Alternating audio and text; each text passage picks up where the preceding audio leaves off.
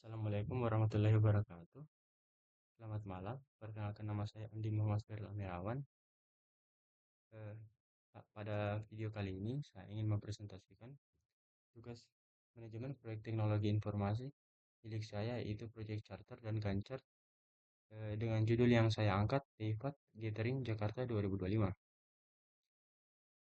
Oke, untuk pertama saya akan menjelaskan proyek charternya, di mana sebuah proposal rinci untuk event komunitas Genshin Impact skala menengah di Jabodetabek.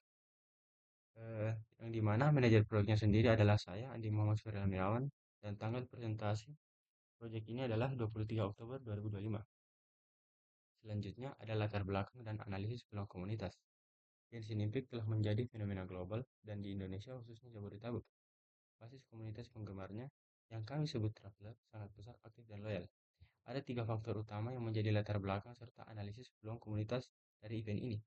Yang pertama, basis komunitas besar. Eh, Indonesia memiliki salah satu pasar game mobile terbesar dengan ribuan pemain Genshin Impact yang bersemangat. Yang kedua, ada interaksi terbatas atau online saja. Sebagian besar interaksi komunitas masih terbatas pada platform digital seperti Discord, Twitter, atau grup Facebook. Kurangnya pertemuan tatap muka yang terstruktur eh, membuat perlunya kita adakan event ini. Yang ketiga, kebutuhan event dari fans untuk fans. Belum ada event komunitas skala menengah yang spesifik, terjangkau, dan fokus pada interaksi sesama penggemar tanpa biaya produksi raksasa. Selanjutnya, tujuan utama, yaitu mempererat ikatan komunitas. Tujuan utama proyek Privat Gathering Jakarta 2025 ini adalah mempererat ikatan komunitas Genshin Impact di Jabodetabek melalui sebuah event offline yang berkesan dan interaktif. Sasaran spesifiknya atau objektivitasnya ada tiga. Yang pertama, ada pelaksanaan tepat waktu. Menyelenggarakan event satu hari penuh di Jakarta pada kuartal 1 2025. Memastikan semua persiapan logistik selesai satu minggu sebelumnya. Yang kedua, ada target pengunjung. Mencapai target minimal 300 pengunjung atau tiket terjualnya untuk memastikan keberlanjutan dan suasana meriah untuk event-event yang akan datang. Ketiga, variasi aktivitas. Berhasil mengadakan minimal 3 kompetisi utama yang menarik partisipasi aktif komunitas. Selanjutnya, ruang lingkup proyek atau skupnya, yaitu fokus pada interaksi.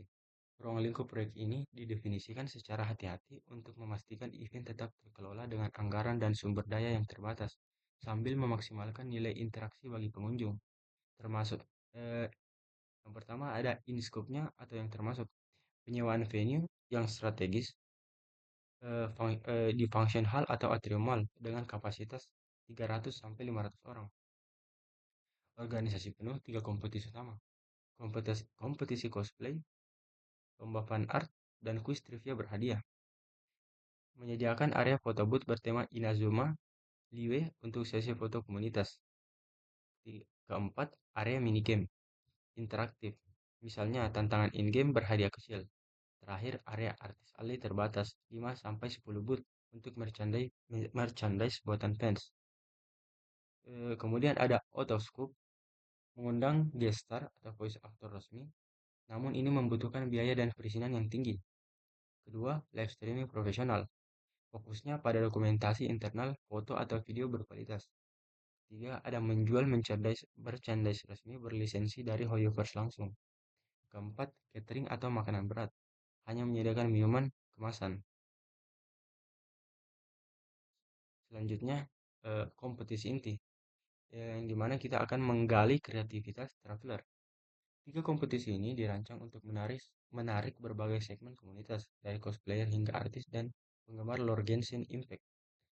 Yang pertama, kompetisi cosplay. Ajang utama bagi para cosplayer untuk menampilkan kostum karakter Genshin Impact favorit mereka. Penilaiannya fokus pada detail kostum dan performa panggung. Kedua, lomba fan art terbaik. Memberikan platform bagi seniman komunitas untuk memamerkan karya visual bertema Genshin. Kategorinya digital art dan traditional art. Ketiga, quiz trivia berhadiah. Menguji pengetahuan para traveler tentang lore, karakter, dan mekanisme permainan Genshin Impact. Cepat, seru, dan berhadiah menarik. Selanjutnya, struktur organisasi proyek dan pemangku kepentingan utama. Keberhasilan event ini sangat bergantung pada struktur tim yang solid dan koordinasi yang efektif antara semua pihak. Yang pertama, ada proyek sponsor, pengambil keputusan utama proyek. Kedua, ada event koordinator, rundown dan yang mengatur rundown dan kompetisi acara. Tiga, project manager, mengelola tim dan koordinasi. Terakhir, ada marketing koordinator, media sosial dan penjualan tiket. Selanjutnya, milestone utama dan lini masa proyek, yaitu 12 minggu. Lini masa 12 minggu yang ketat ini memastikan event dapat terlaksana sesuai target kuartal 1 tahun 2025. Konsentrasi tinggi di minggu-minggu awal sangat krusial. Minggu pertama atau minggu 1, persetujuan proyek charter. Fase perencanaan ini diselesaikan. Anggaran dan ruang lingkup disepakati oleh sponsor proyek. Dan langsung maksud saya, kemudian di minggu keempat, konfirmasi venue dan tanggal final. Penandatanganan kontrak venue, pengajuan izin keramaian awal dan pengumuman tanggal resmi di media sosial. Di minggu ke-6, ada pembukaan tiket presale 1. Kampanye pemasaran besar-besaran dimulai, mengukur antusiasme awal dan memastikan target penjualan tercapai. Di minggu ke-10, ada finalisasi vendor dan juri.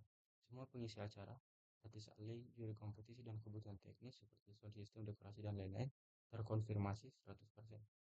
Minggu 12, hari H, pelaksanaan Teivat Gathering, eksekusi event, dokumentasi, dan pengumpulan feedback dari peserta. Selanjutnya, estimasi anggaran dan sumber daya, atau yang mungkin saja menjadi kendala. Untuk menjaga event tetap terjangkau dari fans untuk fans ini, proyek ini harus beroperasi dalam batas anggaran yang ketat dan mengandalkan efisiensi tim kecil. Pertama, ada kendala waktu. Seluruh persiapan event harus diselesaikan dalam 12 minggu. Tidak ada toleransi penundaan tanggal acara. Kedua, ada anggaran maksimum. Anggaran total proyek ditetapkan sebesar 10 juta rupiah, bersumber dari penjualan tiket dan kas komunitas awal. Ketiga, sumber daya manusia. Tim panitia inti sangat terbatas, hanya terdiri dari 4-5 orang yang membutuhkan kerja multitasking dan dedikasi tinggi. Selanjutnya, asumsi kunci untuk keberhasilan proyek. Asumsi ini adalah fondasi perencanaan proyek. Jika salah satu asumsi tidak terpenuhi, tim proyek perlu memiliki rencana mitigasi yang siap diimplementasikan.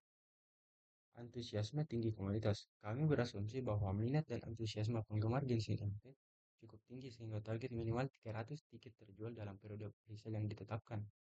Kedua, perizinan venue.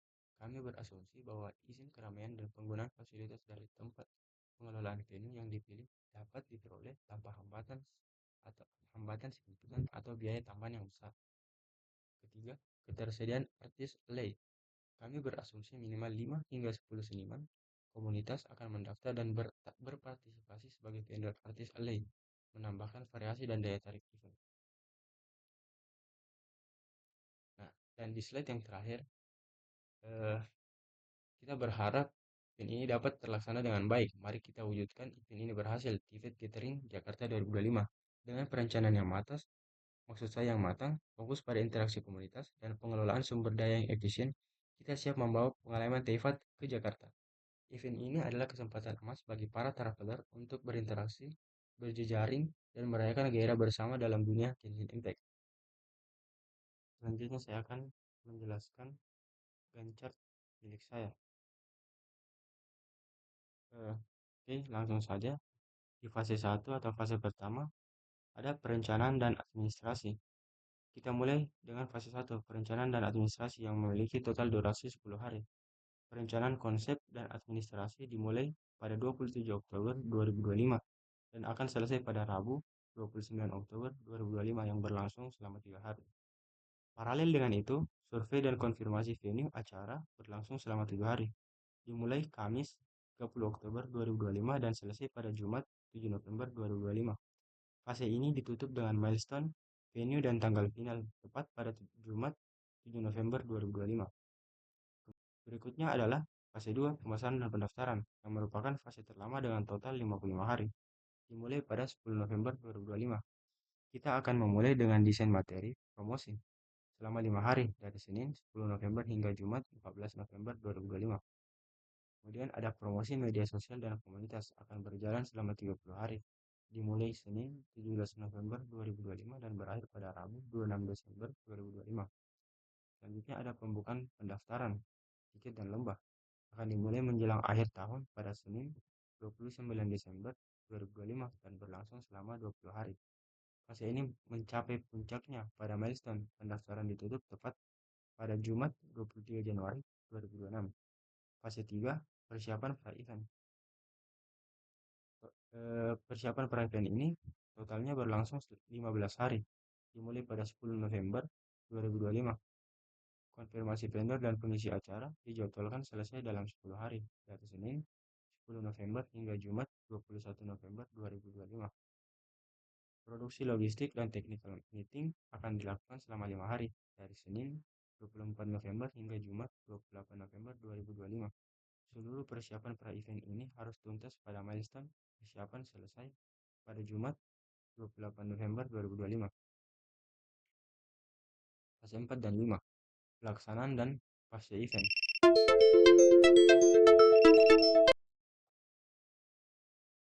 Tibalah kita pada hari H acara, di mana fase 4 pelaksanaan acara, termasuk pelaksanaan event, loading dan acara inti akan dilakukan dalam 1 hari penuh pada Senin 26 Januari 2026. Setelah acara sukses, kita masuk ke fase kelima, fase event, yang berlangsung selama 3 hari, yang dimulai pada Selasa 27 Januari 2026. Pada fase ini, kita akan menyelesaikan laporan dan evaluasi proyek yang juga memakan waktu 3 hari.